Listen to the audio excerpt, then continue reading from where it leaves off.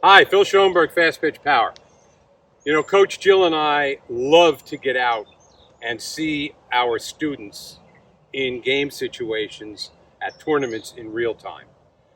Unfortunately, we work with students all over the country, so it's not often possible for us to get out there and see them in person unless their games happen to be streaming.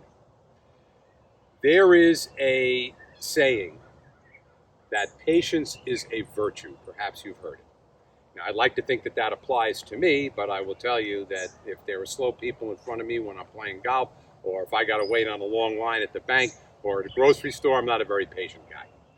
But you need to be patient as a windmill pitcher. And let me explain what I mean by that. We've talked many times about how the actual delivery of your pitch begins in Power K. Here I am set up in Power K, vertically stacked and balanced, eyebrows, shoulders, hips, knees, and ankles, right on top of each other, parallel to the ground. And from this point, I am going to deliver my ball. My glove hand is pointing at my target. My shoulders, obviously attached to my glove arm, is also pointing at my target. And my imaginary throw zone hanging from my shoulders is also pointing at my target. My job now, fire to the end of that throw zone, drive straight through without the throw zone breaking down. So what we see often with our young developing pitchers and even our more advanced pitchers, when they're taking a lesson and we're explaining all of the dynamics and all of the individual components of the pitch, and they're working on those in their drills and then putting it together piece by piece, beautiful, perfect. When they get into a game situation, everything seems to change. And this happens quite frequently, and it's 100% normal. You get into a game situation, there's an umpire, there's a scoreboard, there's an opposing team, there are players on the opposing team's bench banging on the fence, yelling to try to distract you. And what often happens is our pitchers try to get to Power K too quickly. We've also done posts and talked many times about the 4 phases of the pitch. The load phase, the reach phase, the track phase, and the fire and drive phase. Just as a reminder, I'm on the pitching rubber.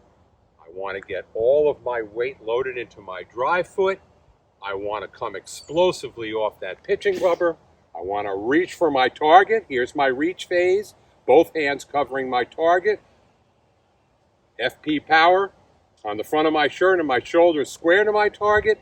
At that point, I track quickly. Not soon. So now I've completed 3 phases. My load phase, my reach phase, my track phase, and now I'm in Power K, ready to deliver the ball and drive through. Here's what happens when you don't have patience. When you're in a hurry to get to Power K because the pressure of the situation is affecting your ability to feel the 4 phases, which happen continuously and in an accelerated fashion. When you're doing a full pitch, you're not stopping in load, you're not stopping in reach, you're not stopping in track. You may stop after you fire and drive, but all of that happens fluidly with accelerated movement. But here's what we see very often. A lot of our pitchers, in a hurry to get to Power K so that they can deliver the ball, will end up doing something that looks like this. Okay, now, what's happened here? I've come off the pitching rubber because I was so fast and I never felt my load. My hips and shoulders are now together. They're not separate. I have not landed in a position where my ball and pitching hand are over the throw zone or over the power line because I track so quickly. Instead of reaching and then tracking, I went really fast.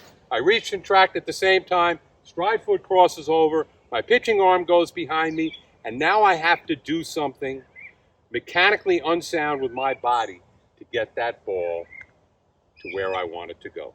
I either have to prematurely rotate, I have to bend at the hips and the waist to create space for my pitching hand. Because right now, if you're my catcher, you can't see my pitching hand.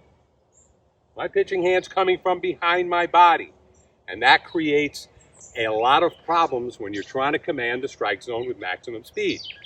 So when we talk about patience, it's the patience to feel and understand that what you do in a pitching lesson, how you break your pitch down into the 4 phases, how you work on those in your drills, to be able to feel each individual element and then be able to translate that into full movement is critical for your ability to command that strike zone with maximum speed. And I don't care if you're throwing a fastball, a changeup, a rise ball, a drop ball, a curveball, or a screw. It always applies that you must complete the 4 phases of the pitch in order to be as good as you can possibly be. I hope that this has been useful for you, and we love to hear your comments. And I know that this is a common issue. We see it all the time, and we hear it from coaches, parents, and even the students ourselves. But if you pay attention, detach yourself from the result, and allow yourself to feel and employ the optimal mechanics for the delivery of the pitch, you will be the best pitcher that you can be. Talk to you next time.